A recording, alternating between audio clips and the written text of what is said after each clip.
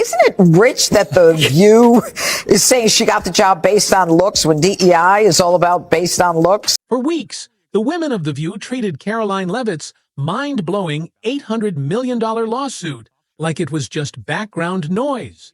They smirked, they chuckled, they acted like it was beneath them, as if the whole thing was just another dramatic outburst from someone they didn't need to worry about.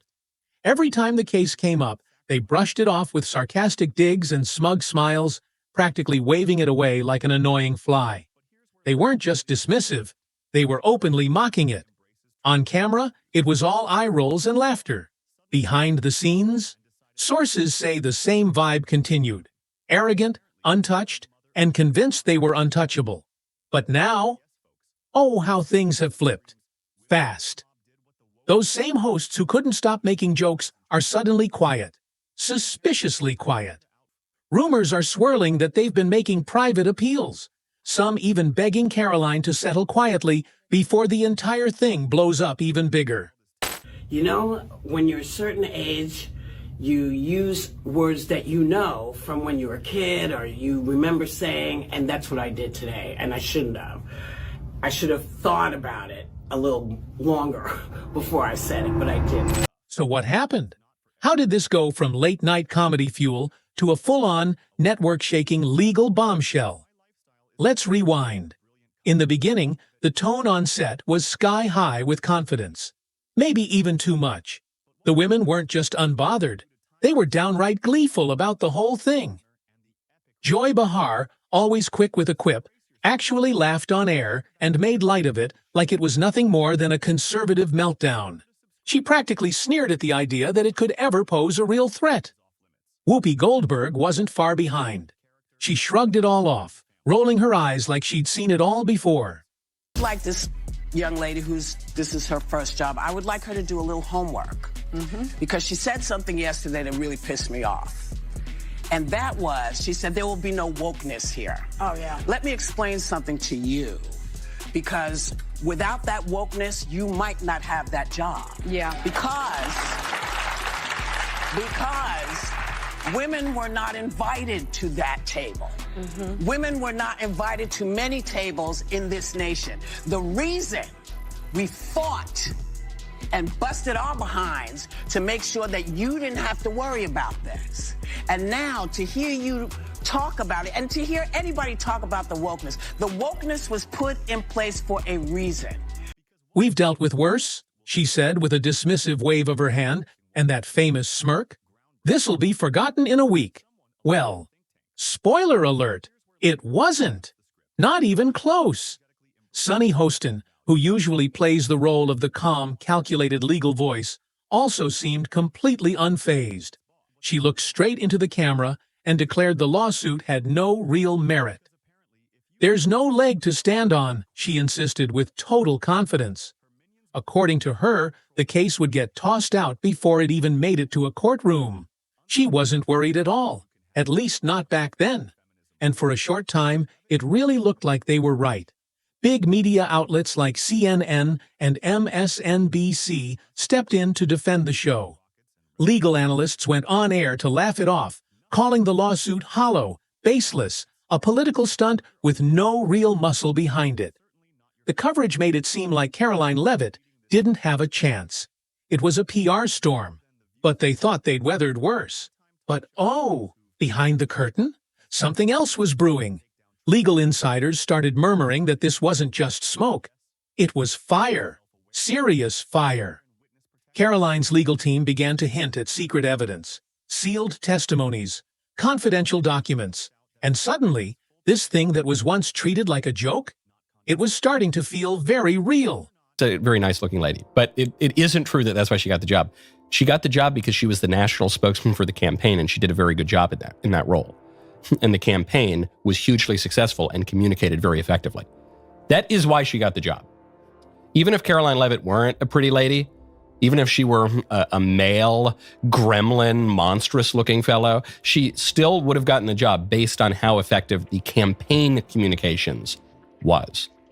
That's when everything changed. Quickly. The energy on the show took a nosedive. The snarky attitude? It faded. The light-hearted tone? Gone. The sarcasm dried up. Even Whoopi, Queen of Cool, stopped mentioning it entirely. And audiences noticed. The vibe had shifted, and not in a subtle way. The burning question suddenly became impossible to ignore. If this case makes it to trial, could it take down one of the most controversial talk shows on daytime TV? Because let's be honest, $800 million isn't pocket change. That's a full-on wrecking ball. Behind the scenes, ABC wasn't laughing. Not even a little. The legal department was already scrambling. This wasn't just a viral moment. They realized it could be a genuine disaster. And Karoline, she wasn't playing games. From everything insiders were hearing, she was locked in and ready to go the distance. As The View's hosts kept delivering their usual banter, ABC's lawyers were going into overdrive. They were digging into everything: emails, call logs, unedited footage, transcripts, production notes, trying to figure out exactly how bad this could get. And from what started surfacing, things were looking worse than expected. Some sources say internal meetings turned frantic. Executives weren't just worried about the lawsuit, they were panicking about what could come out during discovery. If this went to trial, nothing would stay buried. Every message, every memo, every moment caught on a hot mic. It could all be dragged into the open. Suddenly, that table full of witty remarks and confident opinions didn't seem so strong anymore. There were whispers of real defamation claims, real legal violations, real damage, the kind that doesn't just blow over with an apology segment and a few tweets. And slowly but surely, the pressure started showing. Loyal viewers began to notice something was off. The laughs felt forced. The chemistry between the hosts? Office. Something was unraveling behind the polished facade, and it was getting harder to hide. Even though the women tried to maintain their on-air personas, insiders say the mood backstage was completely different. Tension, fear, uncertainty. Nobody knew how bad it might get, or who might get caught in the fallout. ABC's legal team had already flagged several moments from past episodes that could pose serious problems. And suddenly, people started realizing just how dangerous this lawsuit really was. Then came the internal split. ABC executives found themselves torn down the middle. One side wanted to fight, dig in, stand tall, protect the brand. But the other side, terrified. They warned that going to court might open the floodgates, pulling private conversations, secret decisions, even internal conflicts into the spotlight. This wasn't just about one comment or one episode anymore. It was about everything.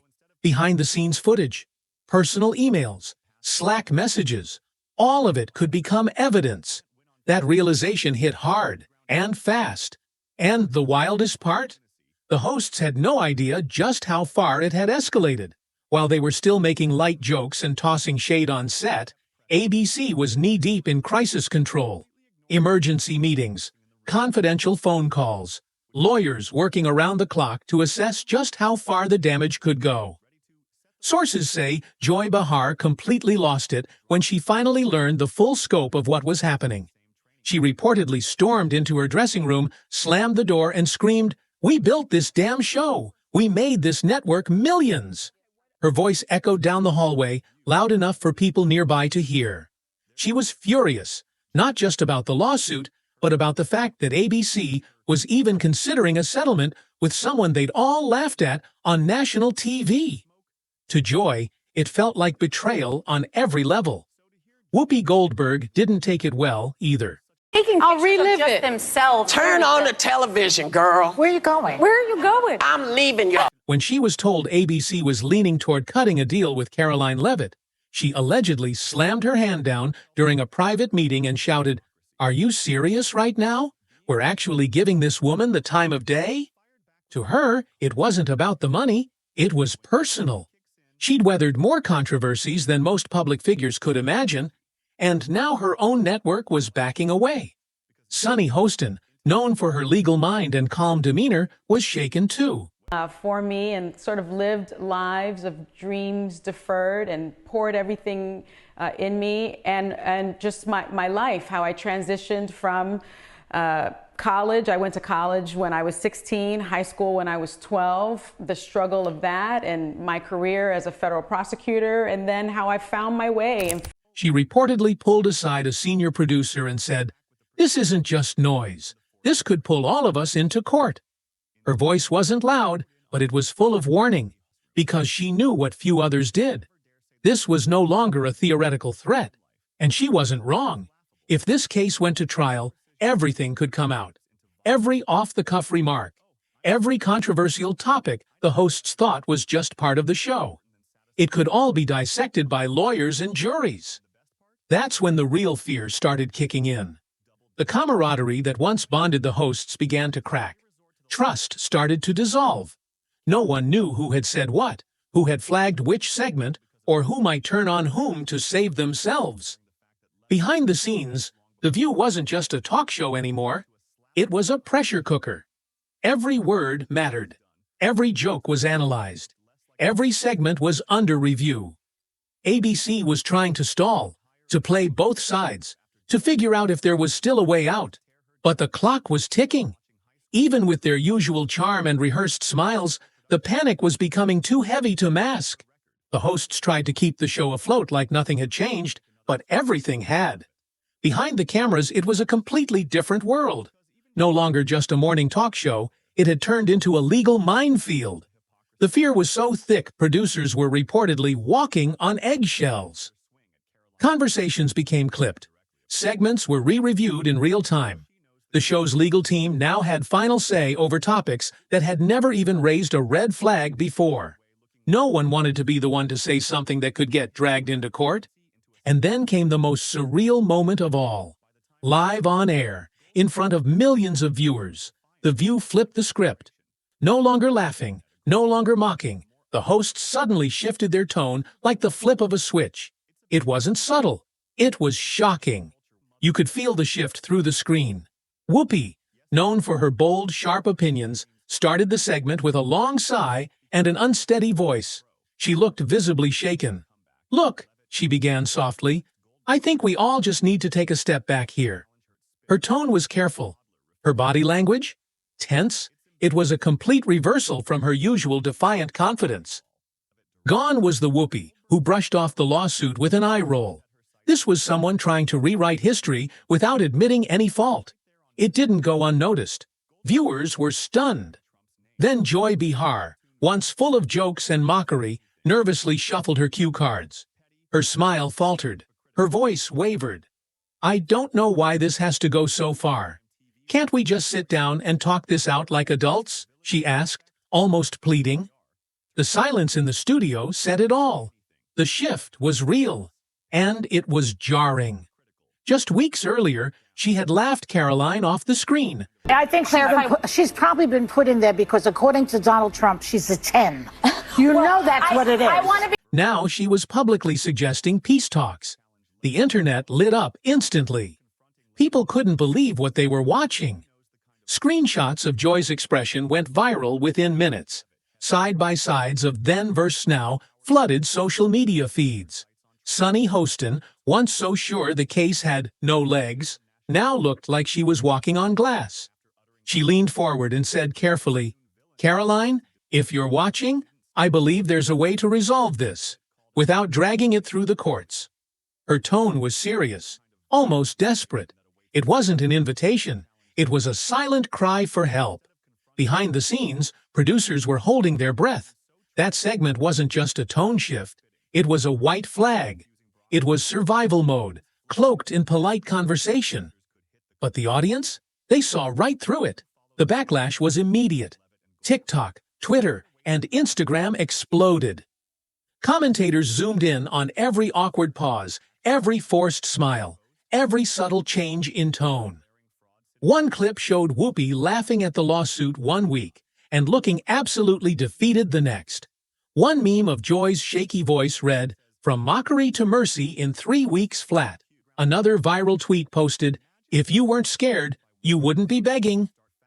The public wasn't just reacting, they were pouncing. Conservative media wasted no time. Fox News ran consecutive segments calling The View's sudden change in tone the most transparent backpedal ever broadcast on live TV. The Daily Wire branded it a masterclass in damage control gone wrong, and independent content creators, they went in full force. YouTubers released reaction videos with titles like Whoopi Caves Under Pressure and The View is Imploding, live. Clips from the show were dissected frame by frame. Comments from past episodes were resurfaced, analyzed, time-stamped. The hypocrisy was being exposed in real time, and no one was cutting them slack anymore. Instead of fixing their reputation, the segment only exposed how terrified they were. You're not really making the world a better place. Right. You're just allowing these financial institutions to enact control over corporations. And it's Right. a really shifty, weird way they're doing it by making it seem like they're trying to make the world a better, more equal place. Critics didn't just mock the tone shift. They called it proof. Proof that the lawsuit had hit a nerve. Proof that something behind the scenes was worse than anyone imagined. And while the hosts tried to salvage their public image, Karoline Leavitt stayed eerily quiet. No grand interviews, no dramatic press conferences, just quiet, focused legal action. And that silence, it spoke louder than anything. Behind the scenes, her legal team was doubling down. Meanwhile, chaos inside ABC was reaching a boiling point. Top-level meetings were now happening around the clock. Ratings were starting to dip. Advertisers were asking questions. Some sponsors had already pulled back, afraid to be tied to what might soon become a historic courtroom disaster. ABC's internal teams were in panic mode. They weren't just preparing legal defenses, they were combing through everything. Past episodes, segment archives, transcripts, emails, Slack messages, unused clips, deleted footage. It was all back under review. Because the fear wasn't just about the lawsuit anymore. It was about what could be exposed if this case made it to court. And the worst part? It wasn't just about The View anymore. This lawsuit was revealing cracks in the entire network. Questions were being raised about the show's culture, decisions made off-camera, choices that shaped public messaging. Suddenly, the legal threat was far bigger than just one segment or one joke. It was threatening the foundation of the brand itself. Even the king of podcasts, Joe Rogan himself, said that Karoline is gonna hunt them down. He's going to hunt you down. He's going to find out what's going on. And that's good. That's good for everybody. Sources say ABC executives were struggling to keep the hosts united. Trust among them was deteriorating rapidly.